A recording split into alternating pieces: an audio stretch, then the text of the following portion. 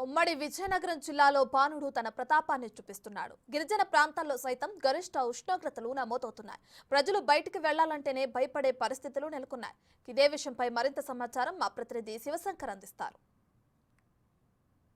ఉమ్మడి విజయనగరం జిల్లాలో ఎన్నడూ లేని విధంగా ఈ ఏడాది ఎండలు దంచి కొడుతున్న చెప్పాలి. బాణుడు ప్రతాపం అయితే ప్రజలైతే బగబగ మండిపోతున్నారని చెప్పాలి. ఎందుకంటే సుమారు ప్రతిరోజు కూడా 40 డిగ్రీలు పైబడి అయితే ఎండ అయితే ఇక్కడ ఉంటుంది.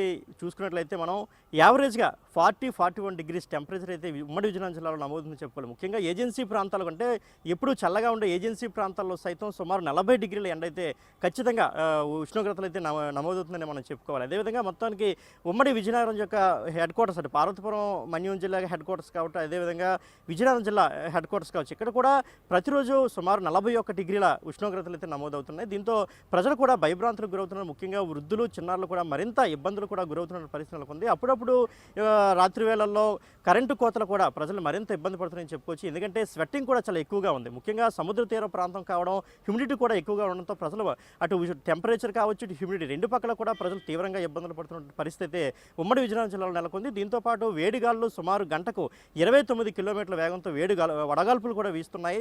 దీంతో ప్రజలు మరింత ఇబ్బంది పడుతున్నారు. రోడ్లపై ఎక్కడ చూసినా కానీ ప్రజలు సుమారు ఉదయం 10-11 గంటల ప్రాంతం వరకు మాత్రమే బయట కనిపిస్తున్నారు. తర్వాత కనీసం బయటికి రావడానికి కూడా ప్రజలు ఎన్నో ఇబ్బందులకైతే గురవుతున్నారు. ఇన్ కేసు అవసరమైన వాళ్ళు అంటే రోజువారీ కూలీలు కావచ్చు, అదేవిధంగా మార్కెటింగ్ వైపు ఉండే వాళ్ళు కావచ్చు, ఇతరత్ర ఉద్యోగ విధులు నిర్వర్తిస్తున్న వాళ్ళు కావచ్చు, వీరందరూ కూడా గొడుగు, టోపీ, అదేవిధంగా ఏదో ఒక వస్త్రాన్ని కూడా తలకు ధరించి అయితే బయటికి రాగలుగుతున్నారు తప్ప మామూలుగా అయితే బయటికి రాలేని పరిస్థితి నెలకొంది. అదేవిధంగా సాయంత్రం 4 గంటల తర్వాతే మాత్రమే బయటకు వచ్చే పరిస్థితి కనిపిస్తుంది. అయితే సాయంత్రం 6 గంటల వరకు కూడా సుమారు 38-39 డిగ్రీల ఉష్ణోగ్రత మాత్రం ఖచ్చితంగా నమోదుతుందని చెప్పాలి. దీంతో ప్రజలు చాలా ఇబ్బందులు పడుతున్నటువంటి పరిస్థితి ఉమ్మడి విజయనగరం జిల్లాలో నెలకొందని చెప్పుకోవాలి. దీంతో పాటుగా మనం చూసుకున్నట్లయితే అటు వైద్య నిపుణులు కూడా ఖచ్చితమైన ప్రమాణాలు పాటించాలి, లేదంటే మాత్రం మృతులు పెరిగి అంటే వడదెబ్బకి మృతులు పెరిగే అవకాశం ఉందని కూడా చెప్తున్నారు. ఎందుకంటే మనం చూసుకున్నట్లయితే ఇంత ఎండకి తాళలేక ప్రజలు ఇప్పటికే వాటర్ కావచ్చు, అదేవిధంగా వాటర్ మిలన్ కావచ్చు, లెమన్ వాటర్ కావచ్చు, మజ్జిగ ఇటువంటివి సేవిస్తున్నారు. దీన్ని మరింత ఎక్కువగా తీసుకోవాలి.